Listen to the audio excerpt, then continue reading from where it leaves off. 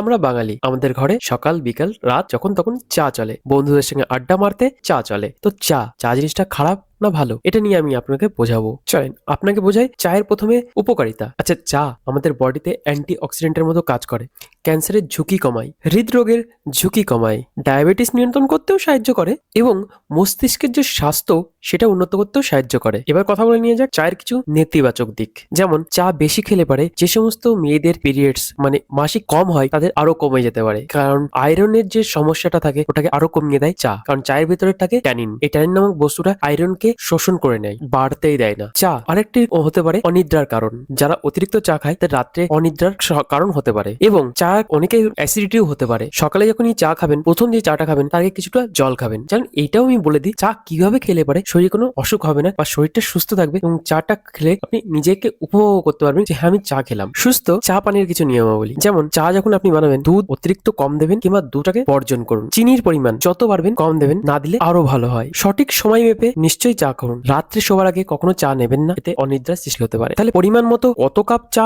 খাওয়া যেতে পারে দিনে? পরিমাণ মতো এমন কিছুই না, প্রত্যেকের বডি আলাদা আলাদাভাবে রিয়া করে। তাই জন্য আমি বলি যে কখনো যদি খুব চাখর আপনি হয়ে থাকেন তাহলে 2 কাপ বা 3 কাপ, এর বেশি আপনি নেবেন না। আর সন্ধ্যার পরে রাতে ঘুমানোর আগে তো বিলকুল নেবেন না। আপনার কেমন লাগলো এই চা নিয়ে ছোট্ট একটা টিপস? প্লিজ কমেন্টে জানাবেন। আর যদি আপনার কোনো বন্ধু থাকে চাখর, তাকে এটা শেয়ার করুন।